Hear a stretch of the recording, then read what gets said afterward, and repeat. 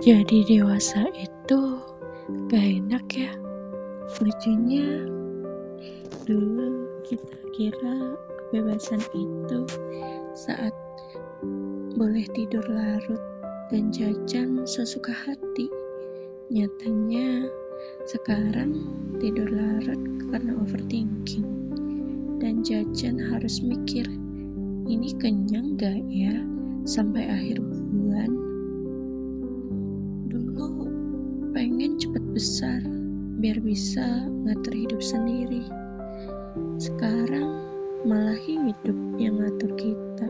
Dewasa itu ternyata bukan tentang umur yang bertambah, tapi tentang berkurangnya waktu buat istirahat. Dulu waktu kecil nangis gara-gara rebutan mainan.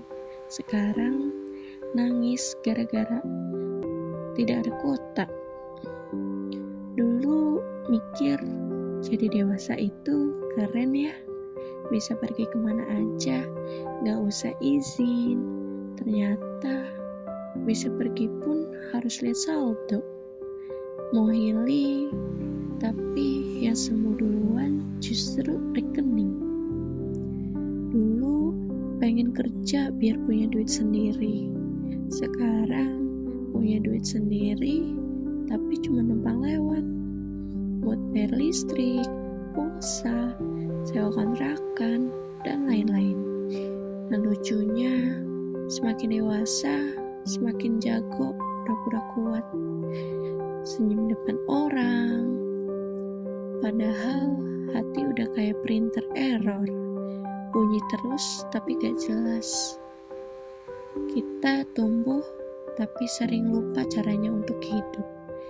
Terjebak rutinitas, sok sibuk, tapi hati kosong. Ngopi biar melek, padahal yang berat itu bukan kantuk, tapi beban hidup. Ngakak sama temen di chat, padahal habis itu diem. Terus mikir, aku capek gak sih? Dan lucu banget, kita semua saling bilang, gak apa-apa, kamu kuat kok. Padahal dalam hati, aku juga gak tahu masih kuat sampai kapan. Jadi dewasa itu aneh. Kita sibuk cari uang, tapi lupa caranya bahagia. Kita semakin pintar ngomong, aku baik-baik saja, walau jelas-jelas lagi gak apa-apa. Dan akhirnya jadi dewasa itu bukan soal bisa apa, tapi soal bertahan. Meski gak ada yang tahu, kita udah setengah mau menyerah.